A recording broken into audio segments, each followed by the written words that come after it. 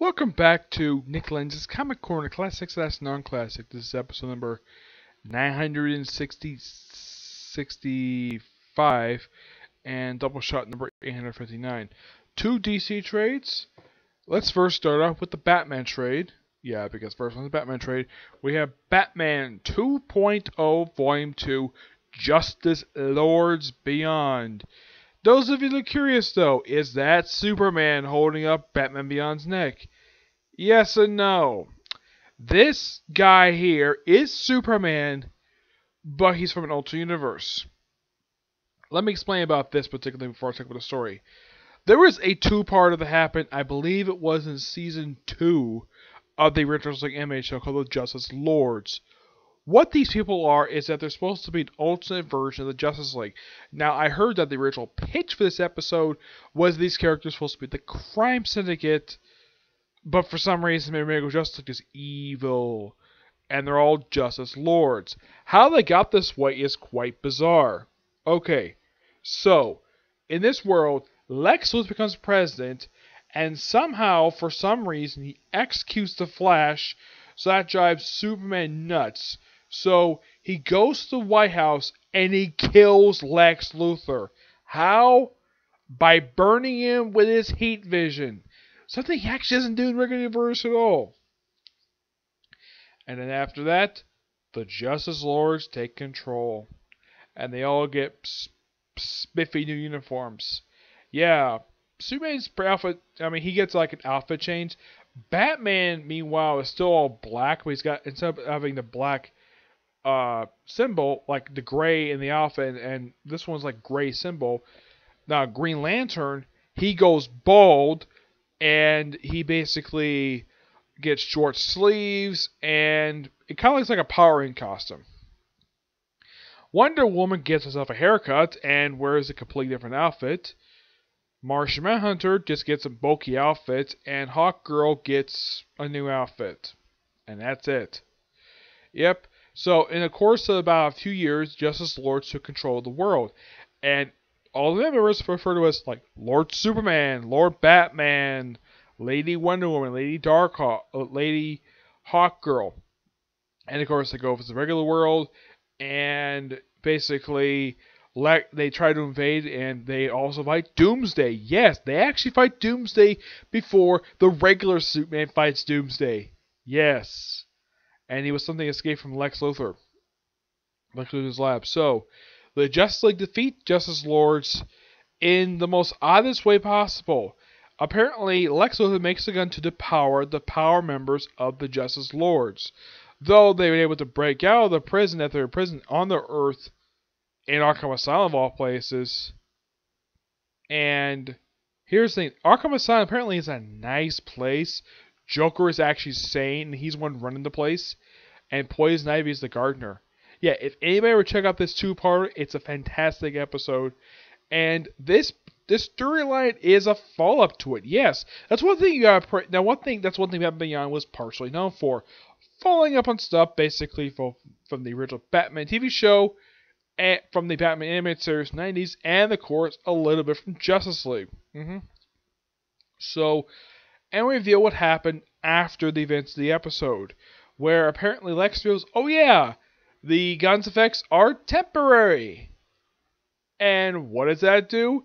It starts a war between Lord Batman and Lord Superman, which later leads into Lord Batman's death. And also Wonder Woman staying over there, and she also apparently kills her own counterpart. Yeah, kills her counterpart by snapping her neck. Okay? And then, like, an aggressive move, Superman does something really weird. He marries Wonder Woman of the Prime Earth. Well, the regular universe anyways. No idea why, but yeah. And these two hate each other. Oh yeah, and apparently these two are responsible for the character Zod showing up. Yep, they're the ones who created Zod. They're basically the parents of these people. So Zod is the son, this particular kid is the son of the evil Superman and the regular Wonder Woman. Which this Wonder Woman still looks beautiful at her age. Except she's got whiter hair and looks like a little bit of wrinkles, but she looks very good for her age. Yep. And in this story, which is a crossover between the Batman Beyond digital comic and the Justice League Beyond comic book. Well, 2.0 anyways. Yeah, this book covers issues 9 through 12, and now here's the thing. Kyle Higgins writes the Batman Beyond stuff. He continues writing it up until the end of the series. And the Justice League Beyond 2.0 is done by Christos Gage. Yep, and they apparently have their own versions of the regular Justice League.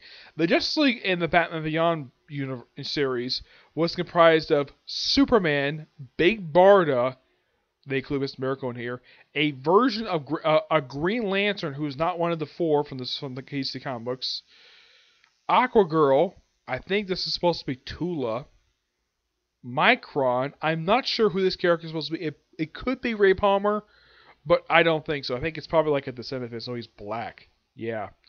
I remember who else was part of this team. Oh yeah, there's a female Flash.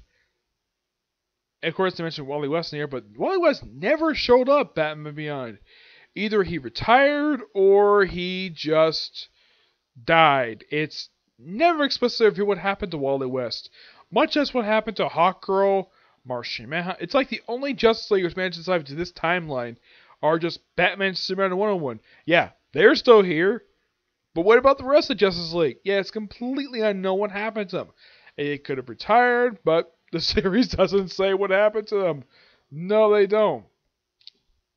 So, basically, now Batman's plan is this. Basically, this is Bruce's plan. He apparently has Terry go over to Earth, basically, to find Lord Batman, to find a weapon to defeat Lord Superman. While those Superman's cronies take out, well, the other characters. Also in their world, apparently, despite the fact Superman married Wonder Woman, we also have Big Barda marrying Orion, and Hawkman, well, Warhawk marrying Aquagirl. For some reason, I have no idea why the heck this was. It's also explicitly explained that Scott Free in this world actually was killed. He was killed in a war with Apocalypse. Yep. So as for why Orion married Big Barda, not explicitly explained. It just said they got married like after Scott Free's death. Yeah. Let's see. What else? Let me think. Oh yeah.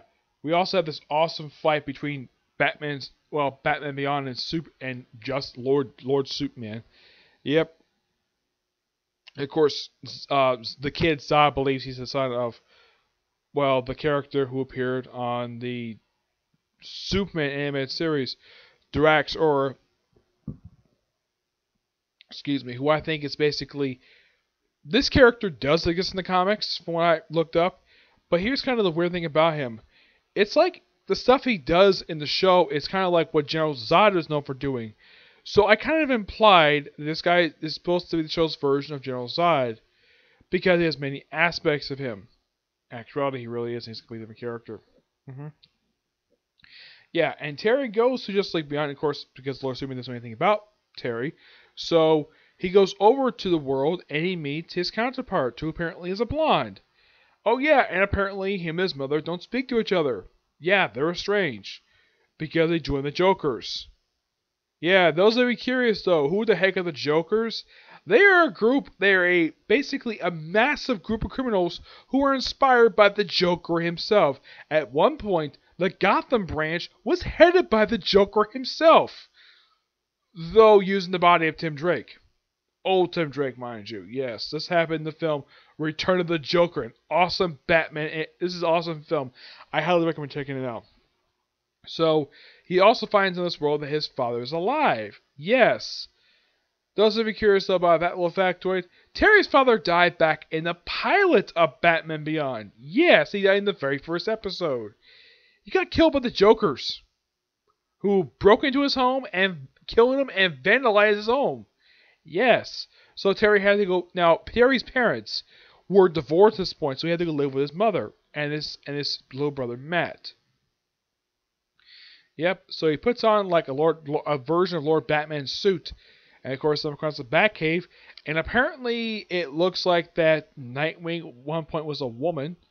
Also in this world, now in the Batman Beyond world, Terry is working with Dick Grayson, who's kind of like this world's version of Nick Fury because of the eye patch thing. And apparently on the Justice Lord's Earth, Dick Grayson's got both eyes, and he's married to Barbara Gordon. And they have a son, and his name is John. I'm like, when I read this, I'm like, why does this sound so familiar? Oh yeah, sounds like something that the writers of the Earth 2 World's End came up with. So they must have been inspired by Kyle Higgins when they did this. Oh yeah, when the whole thing is over with, Terry does tell Dick Grayson, showing him anyways, his alternate self, and him being married to Barbara Gordon. Yeah, he's quite happy with that. Though he and Barbara Gordon never got married in this continuity at all, because Barbara got married to the district attorney who's a black man. Yep. And unknown if they had kids or not. Yes, Barbara Gordon is never nowhere to have kids. And also for some strange reason, despite the fact fans want Dick Grayson to be with Starfire, for some reason DC higher-ups want Dick Grayson to be with Barbara Gordon for some reason. I have no idea why this is. And apparently Bruce Timm has a thing for having Batman and Batgirl hook up, which that comes later on in the next storyline. But this storyline is fantastic. Highly recommend people fans of the Batman Beyond TV show. Give this book a 9.5 out of 10. Next up is a mini-series that has nothing to do with TV shows at all, though was loosely adapted for a couple seasons of 2 different TV shows, one animated, one live action. This is Legends. This trade is a 35th anniversary collection. Now, Legends came out in 1986. Now, yes, I have done an audio-only review of this particular series, but this is a review of the trade. Well, basically, what I'm going to talk about. This is written by John Ostrander and the late Leen Wein. The artwork is by the awesome John Byrne. Yep. The story goes is that G. Gordon Godfrey is convincing the public that the superheroes are a menace to society. Yeah, it's kind of like that. Despite I think G. Gordon Godfrey, I should point out though about him, he is a creation of the late Jack the King Kirby, and apparently Leen Wein and John Ostrander writes him like J. Jonah Jameson, but this guy is more hysterical than he is. Now the kids, they can't stand him. Yeah, the way I'm one thing at least got praise. I think it's Leen Wein doing this. I'm not sure which one did this, where the fact that the kids cannot stand G. Gordon Godfrey because they look up to superheroes. They actually respect him, while the adults don't. And also, apparently, the cops may be very trigger happy. Like, at one point, they were going to shoot, of all people, Black Canary. Yes. Yeah, there was a cop who was under the influence of G. Gordon Godfrey, who apparently decided to, it's a superhero, take out your gun and try to shoot it. Seriously, what the heck was your problem? Oh yeah, in case you're wondering, a lot of the stuff with the cops is actually stuff that's actually in the tie-ins. In the Batman one, it's actually quite like it. Early on in the story, Ronald Reagan, yes, Ronald Reagan's in this story, he puts out an edict to ban all superhero activity. And apparently the only person who abided by it was Superman. No one else cared. Nope, no one else did. Also, I point out that during the storyline, Jason Todd is Robin at this point because Dick Grayson had been Robin since like the early 80s. Yeah, so, and at one point they have Captain Marvel who makes his first post-Flashpoint appearance post-Crisis appearance in this storyline. And also there's something that you never see before ever in the history of DC Comics prior to the storyline. The Phantom Stranger, a supernatural character who hangs out constantly on Earth, somehow is Apocalypse. Yeah, the storyline doesn't explain how the heck he even got there. Also, the Jerry Conway lineup of the Justice League of America pops up in here for a 2-page spread, and they're never seen again. They mentioned disbanded, though the disbanded death of Vibe and Steel. Well, Commander Steel, who was the grandson of the original Steel, which Conway himself created. Yeah, it's a great 2-page spread when they show off the Justice League in here. And this storyline is, like it says in the cover, featuring the first appearance of the Suicide Squad. Yeah, they're forming issue 3, but they're not the only group. No, it's not their only first appearance. It's not the first appearance of Amanda Waller. Yes, Now, here's the thing about the Suicide Squad. Despite the fact the issue they made a debut in, it's co-written by Lee Wein and of course John Byrne does the artwork. But John Ostrander is the only person who has sole credit claim for creating this incarnation of the Suicide Squad. Not Lee Wein, though I think Lee Wein does have credit for a co-credit for Amanda Waller, and of course John Byrne has too. But as for the Suicide Squad, that's all John Ostrander, because after this, John Ostrander launched a successful Suicide Squad ongoing series that ended at the 66 issues. Though it launched basically for Ostrander having a renaissance of writing a good chunk of good comic books, like writing Suicide Squad, a miniseries for Deadshot, Manhunter, fantastic comic book. Yeah, this book launched his career, and this was technically his first comic he wrote for DC. Lee Wein, not the first comic he wrote for DC. Well, several he's ever written. One of the earliest ones he wrote was Swamp Thing. And speaking of Swamp Thing, he no-shows this event. He doesn't show up at all. He's nowhere in this event at all. Yep. Yeah, as for what happened to the Justice League in here, yeah, what happened to them is quite interesting. Yeah, like, if you want to know what happened to them, you have to read Justice League America during the final, 6 issues of the series, 6 issues of the run. Yeah, that's, now here they are. Here is the Justice League of America with Cosmic Boy from Legion of Superheroes. Now, if you look at this 2-page spread, pretty much all but 3 of these characters are creations of Jerry Conway. And the 3 are not are Martian Manhunter, Elongated Man, and Cosmic Boy. Yeah, I'm sure that Conway probably loved this 2-page spread. But I'm sure he didn't like the fact that I think it was Jane the Mice to go with the book during the last 6 issues of the run before it was relaunched as Justice League, which I'll get to in a minute. Yeah, so basically after they basically defeat at the end of the run, toward the end during the final issue, this awesome page of these people who are basically convinced by G. Gordon Godfrey to attack the freaking White House and try to kill the president. Though I should point out, though, Reagan has already survived a suicide attempt already. This is not the first assassination attempt he's suffered, though it's the first one in fiction he's ever suffered. But here's the thing. Reagan basically survived an assassin's bullet back in 1981. This came out in 1986, 5 years afterwards. So Reagan is already an expert for surviving assassin's bullet. That was done by John Hinckley Jr., by the way, who's trying to get into bed with Jodie Foster, which went nowhere. I hear he's since got a mental institution. So they shoot him. And then apparently it's revealed that he survived and it burned up half his clothes. And yeah, and this is not Reagan. Nope, this is Martian Manhunter posed as him. So Reagan's like, okay. Guess he went to play. I was like, okay. So this way I can save my life. So okay. Get the press score online. I'm resending my executive order effective immediately. Yeah. So they just go on basically beat up G. Gordon Godfrey.